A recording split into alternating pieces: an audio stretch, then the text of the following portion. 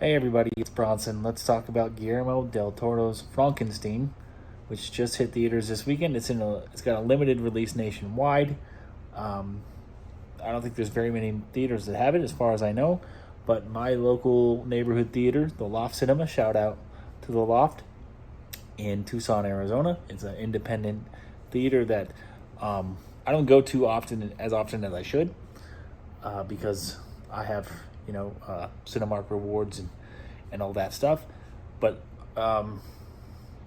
they do oftentimes get when Dune came out, they got it. They were one of the few nationwide theaters that had it in 70 millimeters, so I wanted to go see it. It was one of the few. It was the only theater in town that had Amina.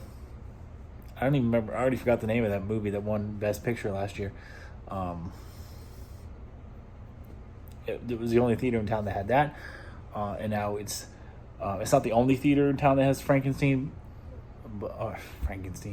Frankenstein or Frankenstein. That's how I want to say it. It just rolls off the tongue so much better that way. They had the showing. It was the most affordable. I had to go into debt to watch this because I am very much having a terrible time in life right now. Tucson, Arizona, as much as I love it here, is beautiful here, and as much as I wanted to be here and I want to stay here, it has not worked out for me one bit. But I'm trying to revive the YouTube channel. That's why I'm filming this content. I would eventually love for my YouTube channel to be travel oriented, travel focused again at some point. But since I have no idea when I'm going to be able to start traveling again, it makes me very sad to have to say that, to have to come to that realization. I guess I'm desperate now. I'm trying anything. I would really hope for this YouTube channel to take off, and I'm going to try to revive it, and maybe by some miracle, this thing can get monetized. So just a forewarning, just in case this does blow up and I get famous. I do love movies. I love going to the movie theater. The theater experience is one of my joys in life. I have no problem going to the movies, and if you want to support me, that'd be great. And if there's a movie you want me to see, and you want to help fund that, toss me like $5 or something for a movie ticket, and I'll happily do a review for you. And I do, like I said, I do love movies, and I like to watch them. But it's not really what I want my YouTube channel to be kind of based around. I don't know. I mean, maybe I could have a separate channel for movies and a separate channel for traveling eventually. But right now, nothing else in this universe is working out for me. Nothing at all is working out for me. It never really has. So I need something. I need this universe to throw me a bone. I have to manufacture hope, because there's just nothing. There's nothing to look forward to. Life is completely hopeless. It's completely miserable. And as much as I'm smiling right now, like, because I'm happy to be filming myself, even though I'm not the best looking man alive. I'm just, I'm outwardly optimistic. I am an inherently optimistic person. I know that the people that know me don't believe that. I wake up every day hopeful and positive, and it is people typically, or the cosmos, that ruins my mood in some way. But I don't wake up miserable, insufferable, whatever derogatory negative word you want to pin on me. That's not how I wake up every day. Outside forces control my psyche more than I would like to admit that it does, more than I would wish it would. But there's nothing. I mean, I don't know how to fix that. I can't. Unfortunately, I can't buy myself a new personality or anything of the sort. I kind of am stuck being the person that I am. Anyways, I cannot believe I just rambled for 5 minutes. I'm so sorry for those of you who are tuning in. This was supposed to be about Frankenstein. Wow. Complete train wreck already. I should probably just delete this and start over, but whatever. Maybe that little spiel, that little crap will help me go viral, which is what I need. So whatever. Anyway, Frankenstein, Guillermo del Toro's new movie. I was able to catch a showing of it here at the Loft again. Shout out to the Loft Cinema in Tucson, Arizona. I'm also trying to get a job there. That'd be great. I've always wanted to work in a movie theater. It would be great if one of these movie theaters would finally call me and finally give me a job, because it's something I would be passionate about. And so somebody call me. I applied there. I applied at Cinemark. I applied at the Roadhouse. I applied all of them in town. All the ones within walking distance or a short bus ride away. So somebody please hire me. I'm desperate. I need work. This movie was really well done. There was only maybe one part of the movie, and it's a 2.5 hour long movie, so it's fairly long. All of it was well done. Great effects, which I think are mostly practical effects. I'm quite certain there's a lot of special effects, but I do remember reading about Guillermo del Toro preferring practical effects. There was one scene where it was like, okay, that you can tell that's fake. That's not that great. Well done, but the rest of it was great. The makeup was great. The acting was great. Like Jacob Elordi, who plays Frankenstein, was hardly recognizable for the first little bit of it. I thought he actually honestly looked like Nicholas Hoult, and that's no insult to Nicholas Hoult, but that's what I thought it was for a while. And then my brain was like, oh yeah, Jacob Elordi's in this movie. That's Jacob Elordi, right? And then eventually, as the story progressed and the Frankenstein monster matured a little bit, you could see more of Jacob Elordi in the character. The reviews on this movie are very positive. Fandango has it at 95%. Rotten Tomatoes has it at 86%. IMDb has it at 7.7 out of 10. This is probably the best reviewed movie of the year. And usually my opinion differs a lot from the consensus, but in this one, I'm going to say that I mostly agree. I'm giving this movie a 4 out of 5, just because I thought the way that the story was told was very modern, very relatable. Like I personally relate to Frankenstein. I don't know why I like saying Frankenstein, but it just rolls off the tongue better.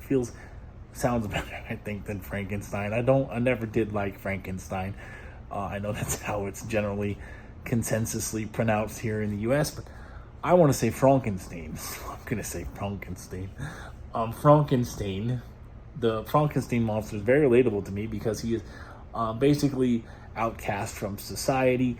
He's scary, he's big, he's strong, he's ugly, he has no friend, he's lonely, he is angry, and I know I'm not trying to say that I'm immortal. I know I can die, but the fact that he can't die, even though he may want to die, and he can't die, I can relate to that. I'm not sitting here saying I'm suicidal. I have no desire to kill myself, but there are days, and I've been having a lot of them lately, where I have no will to live, and so it's like I don't want to kill myself, but I don't want to live either. So I'm kind of stuck in this purgatory. So he can't die, but he also can't really live, and that's I definitely relate to that too. I just exist. A lot of days in my life that I felt like I just exist. Like, what is the plan for me? What is God's plan for me, or the universe's plan for me? Because I'm pushing 40 years old now, and I haven't figured it out yet. The average life expectancy of a man, 76 years old. So being 38, this is my middle age, and I still have not figured out what my purpose in life is, what my plan in life is. I have no legacy. I left my hometown because I was miserable there. I was tired of living in a place where it rained all the time, where it was gloomy all the time. I came to the desert hoping for a better life, and I guess mentally up until recently, it was better for me having all that natural vitamin D, being in the sun, being in a place where it's 80 degrees all the time. It's been better for my skin. My eczema has definitely chilled out, especially in the last 2-3 weeks. I haven't itched at all, so it's been fantastic for me in some ways. But financially, it absolutely annihilated me, ruined my life moving here.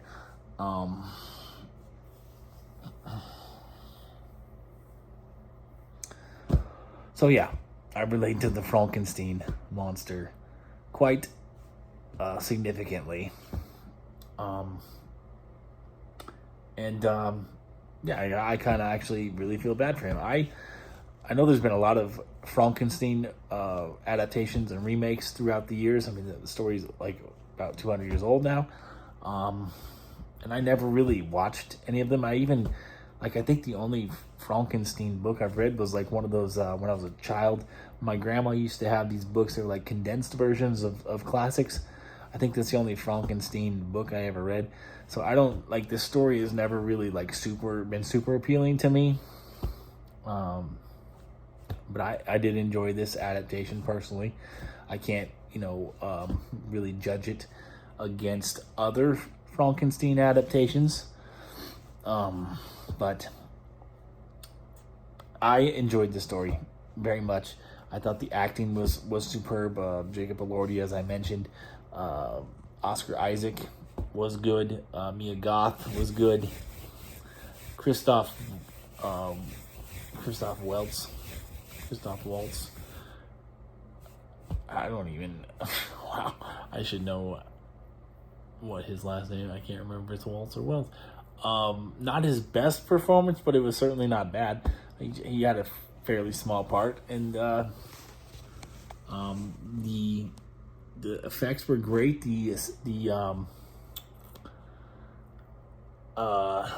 I don't know if the I'm gonna assume the settings, the multiple settings that they had, the locations were real, even though there were parts that kind of looked fake. But I think in some of the outdoor stuff, in the I don't want to post any spoilers. I want you guys to watch it. This movie will be on Netflix at some point, probably pretty soon. I don't think it's going to be in theaters for long. But Netflix, I know, has got to be making a lot of money off of this, because the theater I went to, has had 4 showings a day. They've all been sold out. Even the one I went to tonight was late Sunday night because I didn't want to miss any football games. Was sold out. But it is going to be on Netflix, and I'm sure it's going to be one of Netflix's more popular movies. In fact, I think this is probably the best movie that Netflix has ever released, because most Netflix material, let's face it, it's entertaining, but it doesn't have a whole lot of rewatch value. It doesn't have a whole lot of quality. But this Frankenstein movie was very well done. I enjoyed the settings. I very much enjoyed the story. And I'll definitely probably will rewatch it on Netflix once it's released. This was one of the better movies of the year. We're getting into that time of year where the quality of the films is going up. But I'm excited because 2024 in 2024 was so terrible. It made me kind of dread 2025. And 2025 didn't really start out super well, but there's been a few movies that I've given 3.5, 4 stars, and Frankenstein is one of them. This is a 4-star movie for me. This has been a top 5 movie of the year for me. And I'm looking forward to Begonia, which should be out next weekend. And, I got a couple other movies I might go watch this weekend. I'm not super excited about the Bruce Springsteen movie, but I do know that there are a lot of people who follow me who would like to hear my opinion on it. So I probably will go watch it, since I do have some free movie tickets available to me at Cinemark. And then there's Regretting You, which I don't know. I mean, it looks like it might be okay, but it also looks like it might be like a cheesy rom-com. So it kind of reminds me of a Nicholas Sparks book, and it probably is. I don't really know, but I'll probably will end up watching that one too. But Begonia is the one I'm looking forward to the most upcoming. Frankenstein was definitely very good. I definitely recommend going to see it. This is the kind of movie that movie theaters are made for, but I totally understand if you just want to wait for it to hit Netflix where you can watch it for free. I don't blame you at all, but it's worth your money if you have a theater in your local area to where you can go and watch it. I recommend doing that. I don't think you will regret it. I don't know if I'd bring my kids, because there's definitely some, I wouldn't say it's gory, but there's some, gruesome stuff that happens that kind of just because Dr. Frankenstein is that's what he does for a living. It's just so super casual about it. And so it's kind of, it may be a little off-putting, but your teenagers will taking your teenagers might be fine. But I don't know if I would take my young children. If my kids, my nieces and nephews age, probably wouldn't recommend it. But anybody over the age of 13 or so probably wouldn't be bothersome. It'd be a good thing to do for Halloween, Halloween date, or taking your kids who are too old to go trick-or-treating to see Frankenstein. Highly recommend it. Great movie, one of the best movies of the year, and I'm really sorry this review went so long, but if you could like it and support it, that would be fantastic. And again, if you know who I am, sorry, I had to burp. Want me to watch a movie, you can toss me a DM or leave something in my comments, and I'll try to get to it. But some financial support would be recommended right now, because I am super broke. I'm not even sure I'm going to pay my rent upcoming in next week. So yeah, I could be. Also might be losing my UPS job. I could be getting laid off at UPS in January as well. So I could very well be homeless here in a couple of months. So, yeah. I'm not trying to get sympathy points or anything, but, sometimes I just ramble. And I've been rambling for this video that's 18 and a half minutes long. I need to brush up on my brevity for this next video, but hey, we got to start somewhere. This is my first YouTube movie review. I'm a little nervous, but I promise things will get better from here on out. Peace, love, and nacho fries.